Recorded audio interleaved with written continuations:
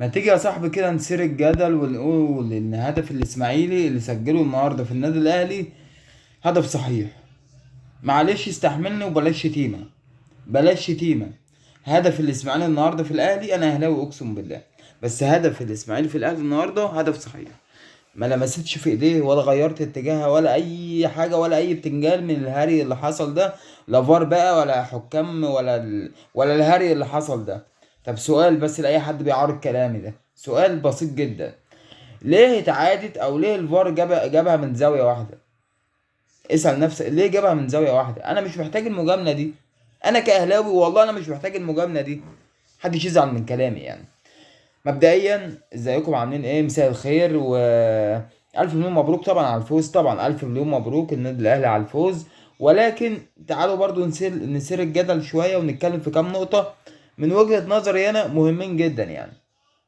اول نقطه عايز اتكلم فيها هي للجمهور، جمهور النادي الاهلي. بعد اذنكم يا جماعه يعني يا ريت نخف شويه في تمجيد وتفخيم اللعيبه دي، نهدى شويه بس كده. اللعيبه دي على فكره عملت انجازات كتيره جدا، اخرهم البطوله ال11 على عيني وعلى راسي. ولكن احنا عندنا في النادي الاهلي دايما عندنا شعار كده، دايما يعني إيه، نخلص بطوله نقفلها نبدا في البطوله اللي بعدها. ما نفكرش دايما في احنا عملنا انجاز فنفضل بقى عايشين عليه سنين لا، ما عندناش احنا الكلام ده. احنا بنخلص البطوله يابا بنفكر في اللي بعدها على طول، بنفرح في ليلتها، نقلب الصفحه يلا نشوف البطوله اللي بعدها. اللعيبه النهارده معلش كان في شويه دلع، معلش كان في شويه رعونه، معلش كان في شويه استعلاء على الكوره، معلش. مش في ماتش النهارده بس، لا لا، والماتش بتاع فيوتشر كمان. النهارده الحمد لله على المكسب، ماتش فيوتشر تعادلنا، النهارده الحمد لله كسبنا يعني. تمام. تالت نقطة بقى اللي عايز اتكلم فيها، في لعيبة كده يا جماعة تحس ان هم او هم حاسين كده، هم اصحاب النادي بجد والله. يعني هم مالكين النادي الاهلي مثلا في ايه يعني؟ هو في ايه؟ في لعيبة كده في النادي الاهلي وانت شايفها في التشكيل وانت شايفها في الملعب، بتقعد تسأل نفسك سؤال واحد بس: هو في ايه؟ الناس دول يعني ليه؟ حرام بجد والله، ليه موجودين في النادي الاهلي؟ ليه؟ واحد زي رامي ربيعه، انا ما كنتش عايز اقول اسماء والله، بس واحد زي رامي ربيعه يعني ليه؟ ليه يا كابتن؟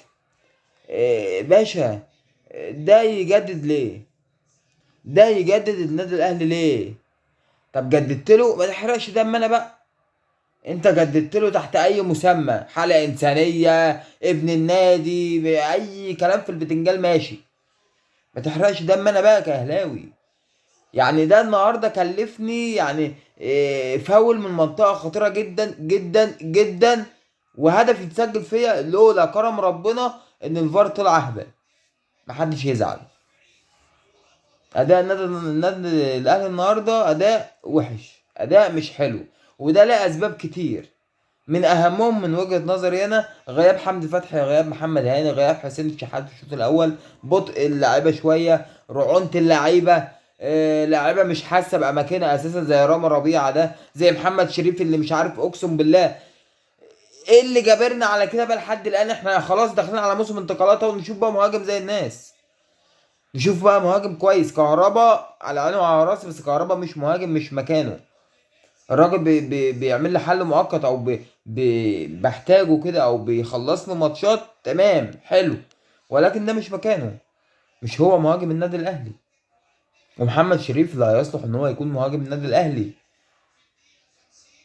نشوف مهاجم بقى، مهاجم كويس بقى.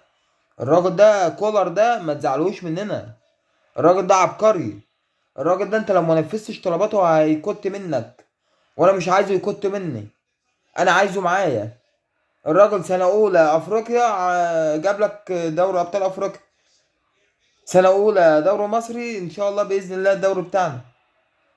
غير بقى بطولة الكاس وبطولة السوبر. فالراجل ده ما ينفعش يفرط فيه، فننفذ طلباته بقى. الراجل ده عايز إيه؟ عايز مهاجم. الراجل ده عايز إيه؟ عايز لعيبة تحس بقيمة النادي، عايز لعيبة تنفذ اللي في دماغه، مش عايز لعيبة يبقى هو واقف على الخط بره قرب يقلع شعره. لعيبة تحقق إنجاز ولا اتنين وخلاص وتنسى، لأ.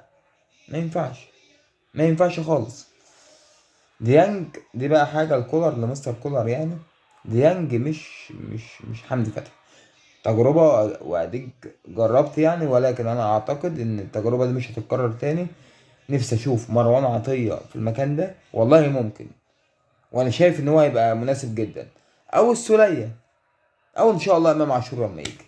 إن شاء الله بإذن الله يعني. نشوف شوية صفقات كده حلوة يا جماعة، الأهلي فعلا محتاج صفقات. وألف مليون مبروك على المكسب مرة تانية، وأشوف وشكم على خير في فيديو جديد. السلام عليكم.